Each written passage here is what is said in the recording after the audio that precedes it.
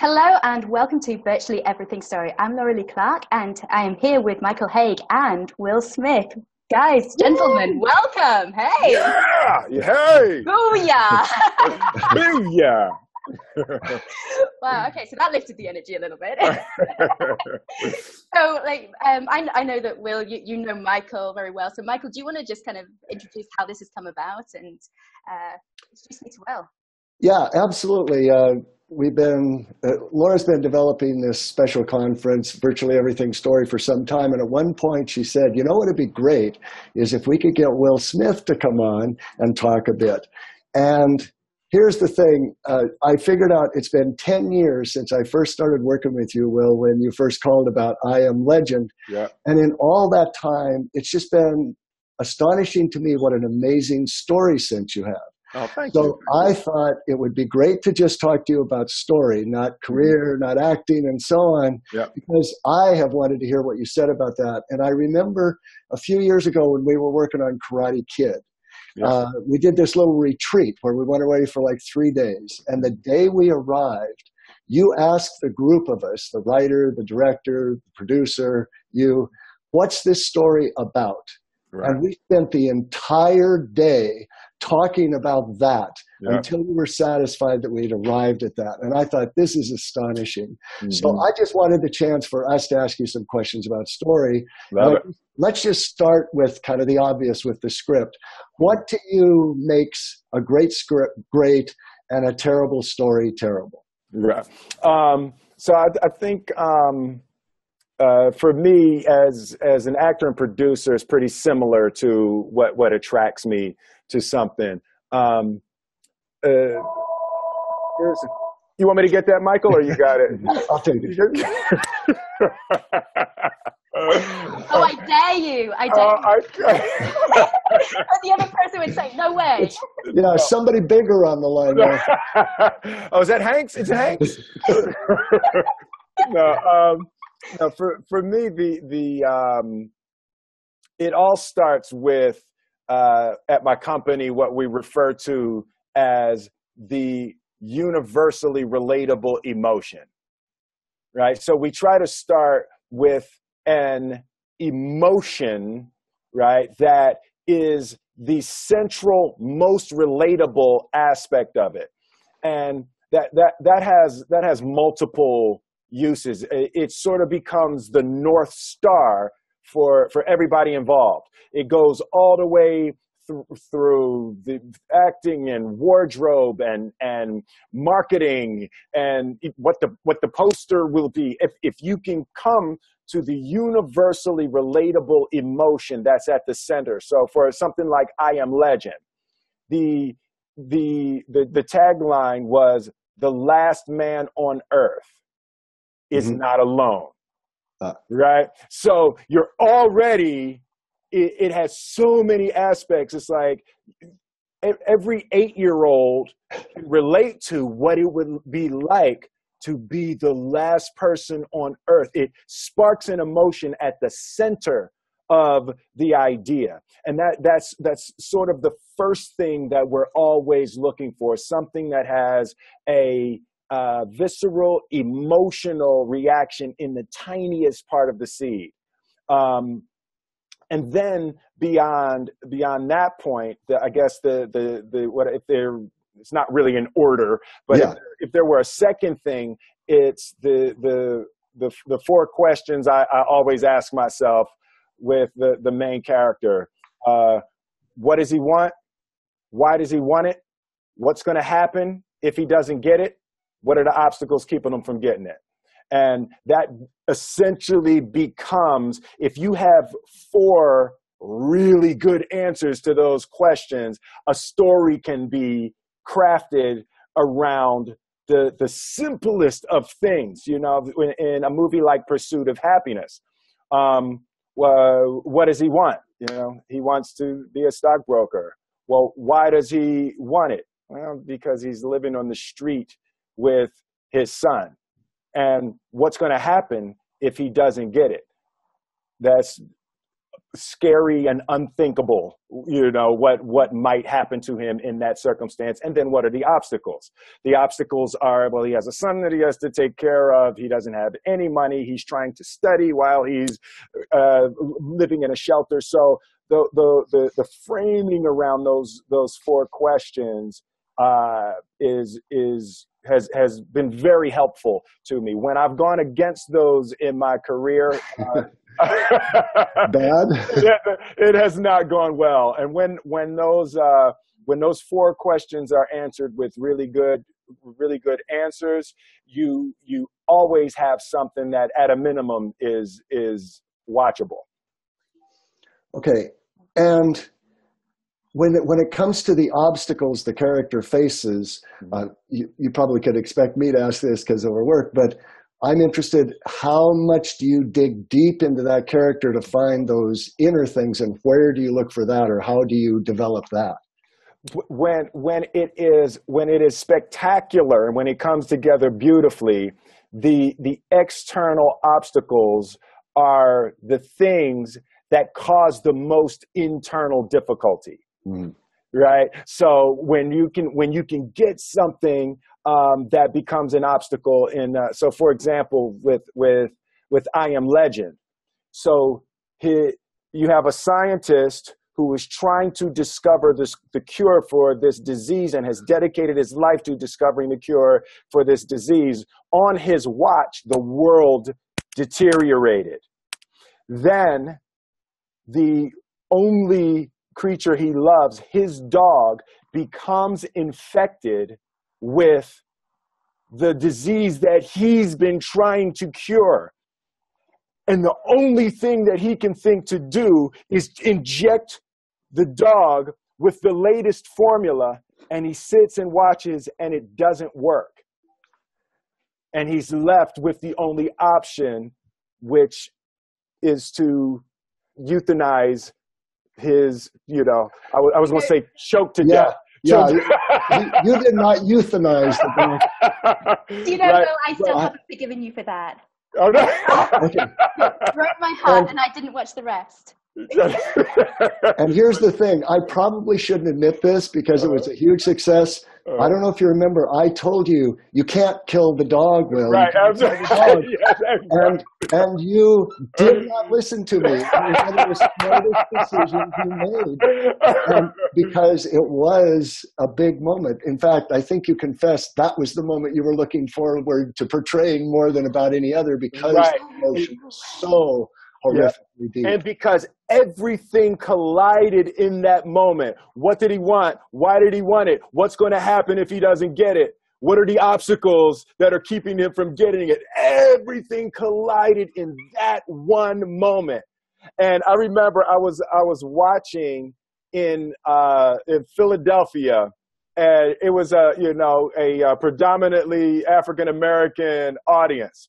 So I always sit and I hide in the back of the theater, and this black woman watches and she tears up, and I choke the dog to death, and she turns to her husband and says, "Will ain't gonna make it now.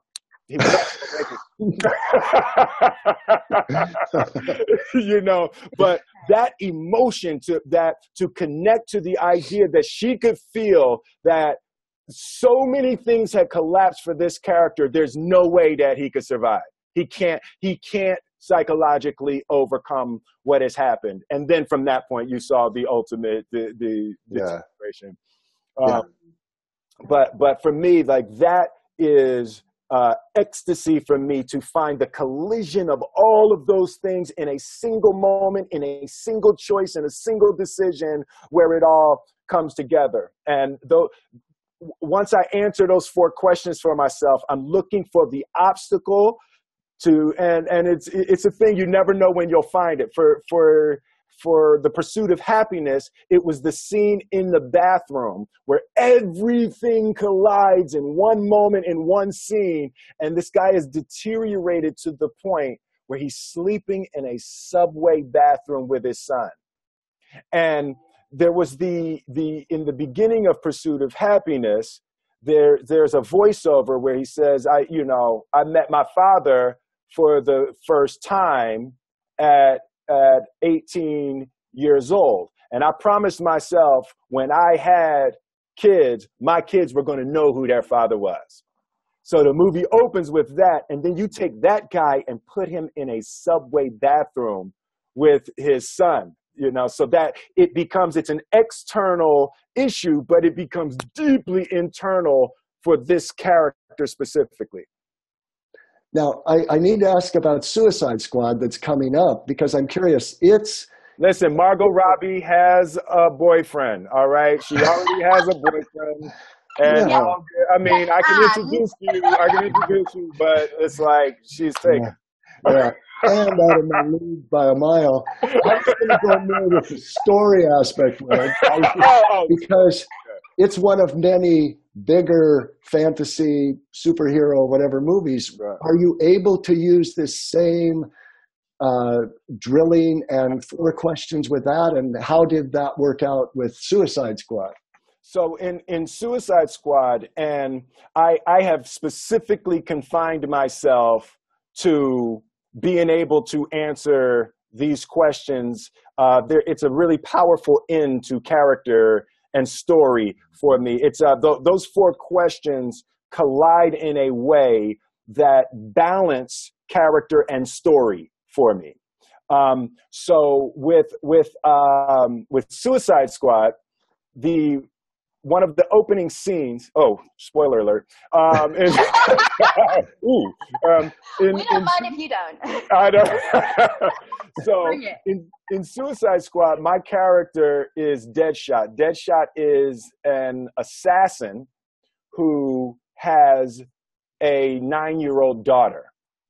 So, you know, he's a guy who had a really rugged childhood, and his relationship with his daughter becomes his deepest internal conflict. He wants to put his middle finger up to the world and say the world sucks, people ain't, we can curse on here, right? People ain't shit. And he wants to be able to do that, but he has this beautiful, perfect little girl that out of all of the trash and darkness he's done in his life, for some reason he has this perfect little girl, and she's his responsibility, and she can't see anything but good in him, right? So in one of the opening sequences, he is arrested by Batman on Christmas Day out with his daughter, right? So when I read that scene, I was like, oh my God, that is perfect. He is basically sentenced to life in prison and has this daughter on the outside. And what does he want? And as we worked through it, the thing we landed on is no matter what, he wants to die with his daughter being able to know that he's not a piece of shit. Mm-hmm. So his desire is to do whatever he has to do to not be a piece of shit in his daughter's eyes. Why does he want that? Because if she can look at him with good eyes, it means he's not trash. Right? That he can go on this mission and do this and accomplish whatever they have to accomplish, and he can die knowing he's not trash. What are the obstacles? Well, the obstacles are he actually deep down inside he's a pretty dark guy. You know, the way that he behaves and the things that he's willing to do and the comfort because of his pain that he's willing to find with hurting people, you know, is something that he has a heart. That's his natural reaction is to kill people. So in the movie, he's struggling to do something good.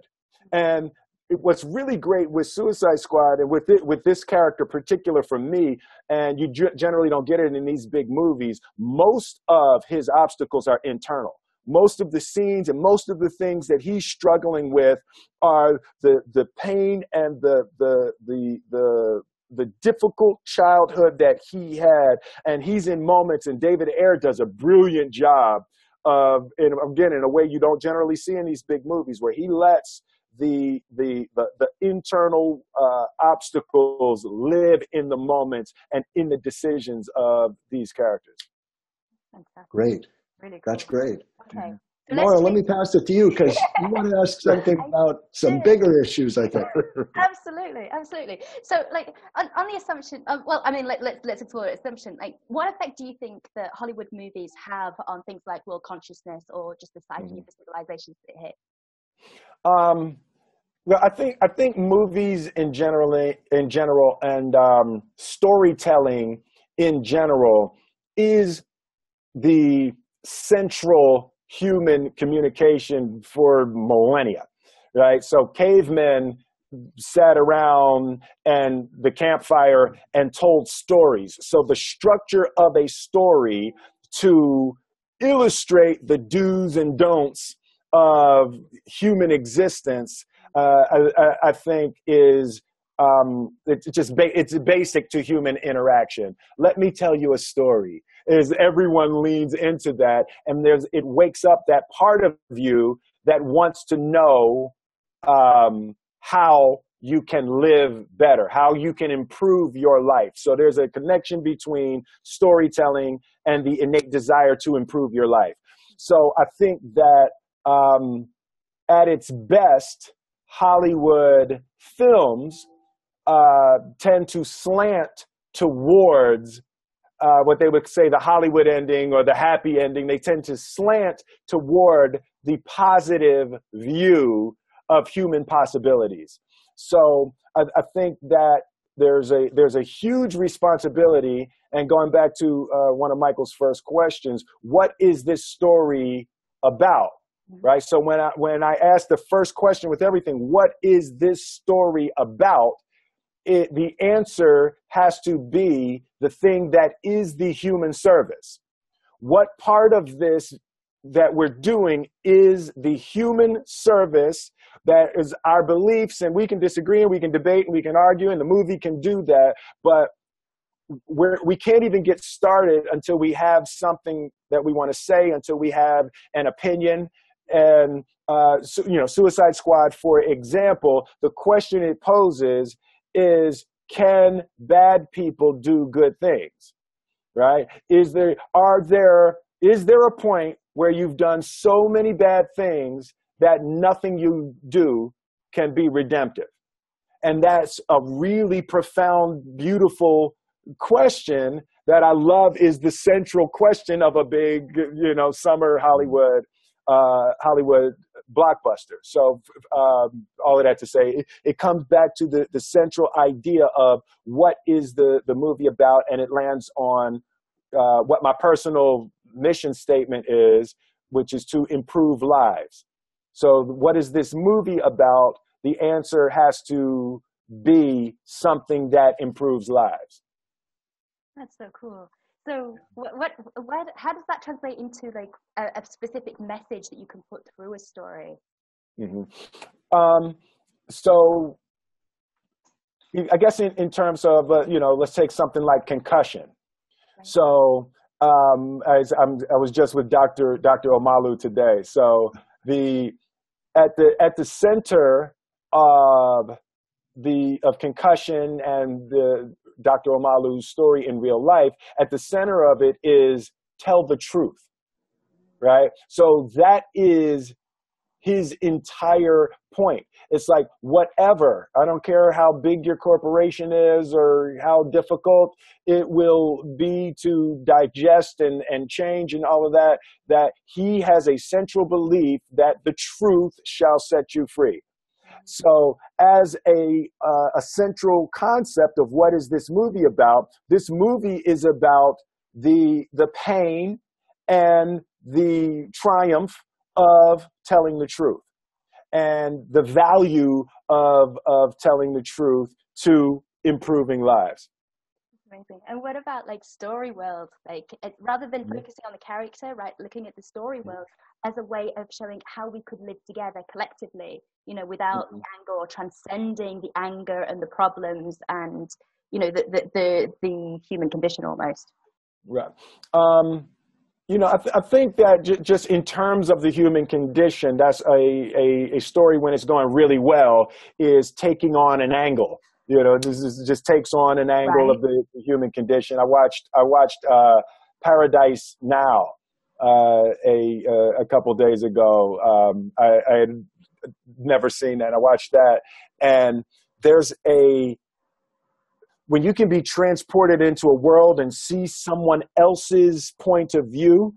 You know, that Paradise Now is a film that, you know, that it takes us into the lives of a suicide bomber. But the story is told where the protagonist is a potential suicide bomber. So being taken into that world and hearing that story in a way, it absolutely humanizes and opens us up to be able to, at a minimum, see the others as human beings, right? So to me, at its best, that is the value of story in aiding in the human condition. A movie or a story can't really do it. It can't, you know, do the work. It just opens up dialogue. It opens up conversation in a way that there's very few other things that can assist human beings in connecting the way a great story can.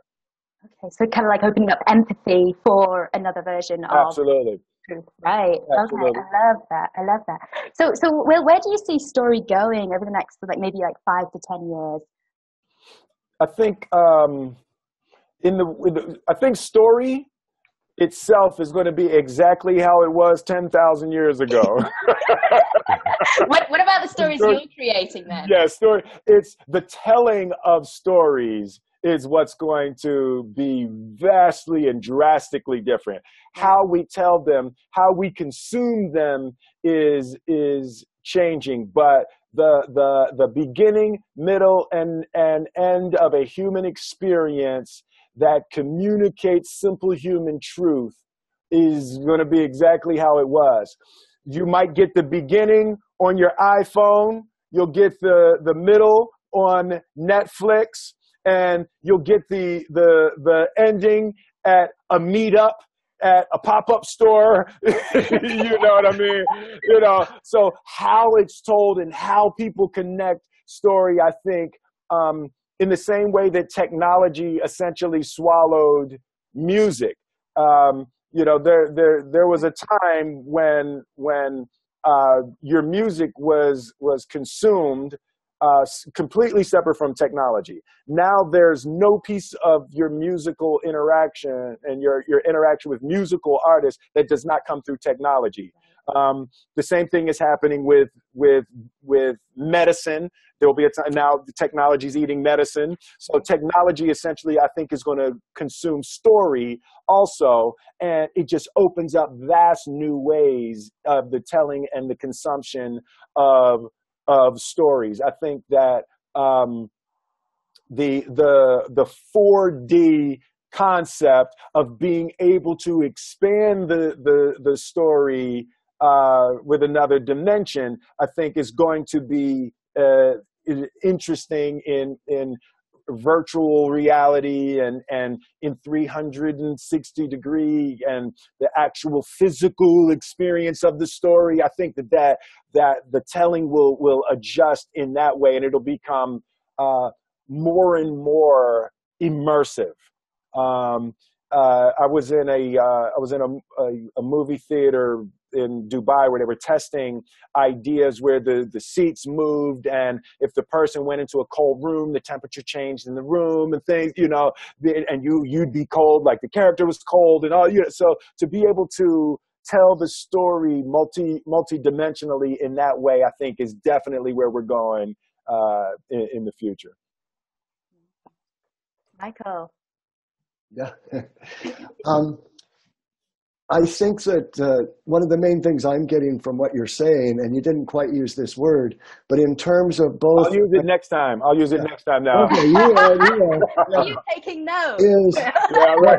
I'm thinking about what you were saying about the effect on society. And one of the things I always maintain is by giving an audience the opportunity to become that character through their empathy. It's not just watching the world, it's I'm participating. And my belief, I'm sticking to it, is that when someone goes to a movie and empathizes with your character, if it's a character going through redemption, or a lot of your characters, I think, are plagued with the question, am I going to be able to do this? I think in Concussion, he's not exactly a frightened man in a certain way, but he just thinks, I'm not the guy. I'm not the guy, it needs somebody bigger. And even in what you were saying about Suicide Squad, I think he believes he's no good. Right. I think I'm not this guy. I'm not able to do it. But if we can empathize with that character through you, we transform. That's the word. It's the transformation of the character and the way they transform the world around them. Absolutely. And so I think we take that away.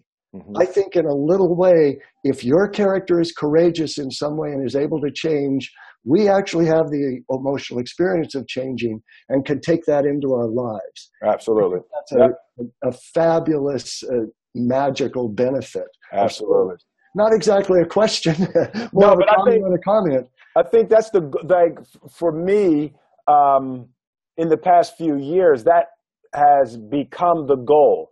With the mission statement of improve lives, transformation is the central element of being able to improve lives. You have to be able to create something that is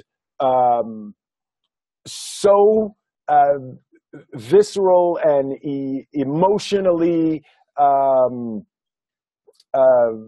exalting and exciting and so intellectually powerful that it demands and precipitates transformation in the audience. To me, that is the absolute goal of this phase of my career, creating things that become the moments when people uproot false beliefs and see something in a different way and walk out of the theater not only smiling and joyful, but also somewhat wiser and more compassionate. Yeah. One last question I want to ask, just because I've been curious about it for so long. Have you always been passionate about story, and now it's realizing this way, or did you become first a performer and then an actor, and then you looked around and said, wait a minute, I need to get deeper in this idea of story. I can't just be performing. I've got to go with this. It's sort of like a chicken and egg thing. Which for you came first? Well, my father is a brilliant storyteller. So my father would sit around and, spin tales. Yeah, he was, and still is, one of the most magnificent exaggerators I've ever met in my life. We should be interviewing him, Will. I know, yeah, he would sit out on the front step with the kids and make up stories, and he would always take a germ of something that actually happened. But I would hear him tell the story one time, and then I would hear him tell it again. Oh my God. And then when he told it again, it was 6 police officers the first time, and it was 9 the next time. It was this big. Yeah, right.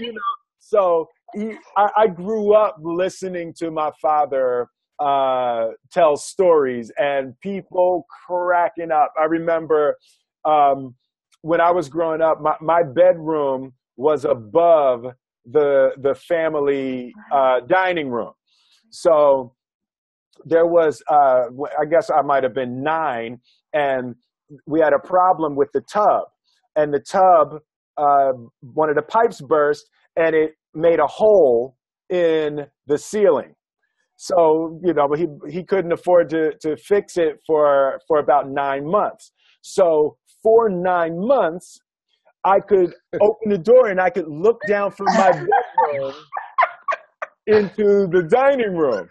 So I would be upstairs looking through the hole and hearing my father, and they would have parties and he would be telling these stories and people would be cracking up. So I always wanted to be able to do that.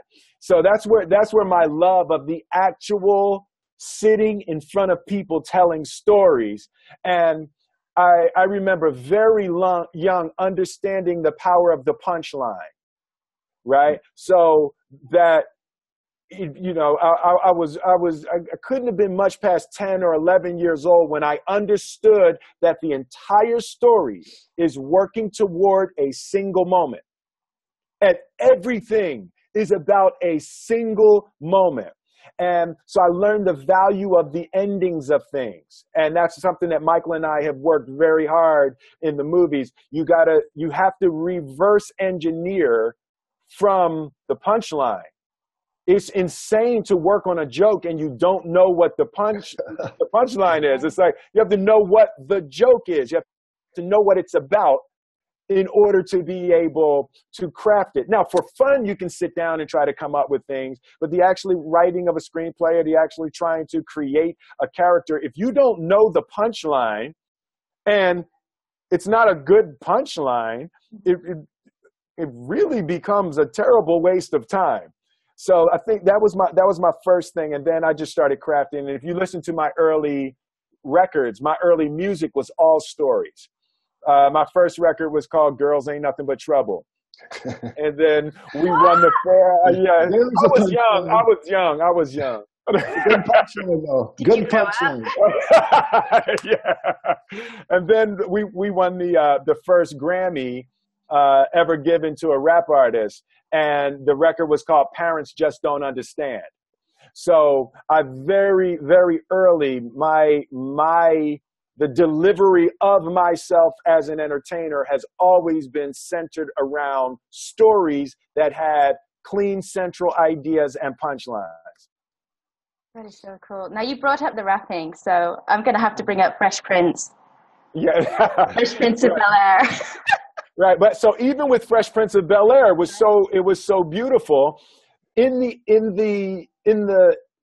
conception of the idea. In the initial idea is a lower class young black guy who moves in not with a white family but with an upper class black family. He moves in with his relatives, right? So fish out of water is as basic a storytelling concept as, it's 10,000 years old, right? So fish out of water, but then you put in that, well, it's a black family. So it gives this really interesting dynamic that becomes the texture of the scenes, but then you draw as many opposites as possible. You make rich and poor, and one's tall and one's short, and one's heavy, and one's geeky, right. So it's all of those things. And in terms of creating the obstacles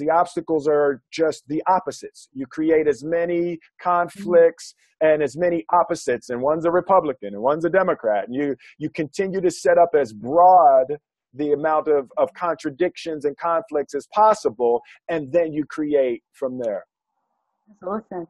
So like in terms of writers who are listening and saying, "Oh my goodness," like they're taking loads of notes, like in terms of like their stick-to-itiveness, their ability to kind of keep going, even though, they're going to face rejection, they're going to write drafts and they're not going to work out. I mean, what would be your advice? I mean, like, you could say you just Will Smith it, like, but. No, I think one of the major aspects of creativity is endurance. It's I Am Legend took 10 years. There's a screenplay that Michael has worked on with us that I think I'm talking about Kane, that I think we're probably at about 9 years on that one, and still 3 years away, from it making its way to the screen.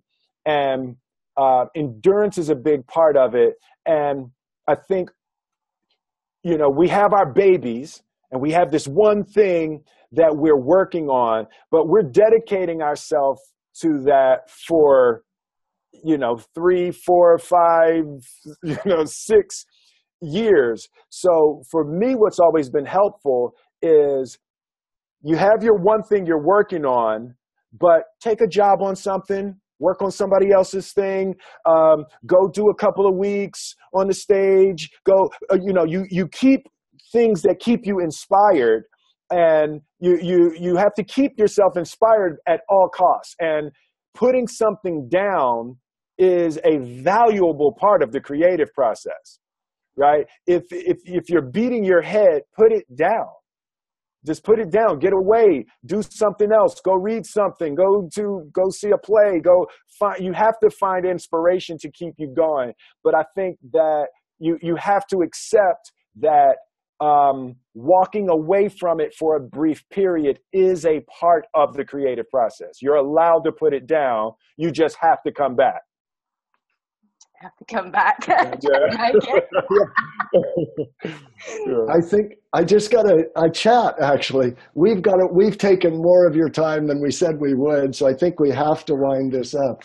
No, you my man. It's anything for you. Yes, yeah. I'm not usually a long-winded guy, as you know, Will. Yeah. I notice that I don't usually talk that much. But thank you again so much for doing this. It was it was as much fun as I knew it would be, and I learned a lot. Yes. Yeah, seriously, Will. Thank you so much. This is thank you very much. Thank you, guys. You're the best. All right. See you soon. I'll catch up. We can do it again sometime. Absolutely. Thank you. Take care. Bye.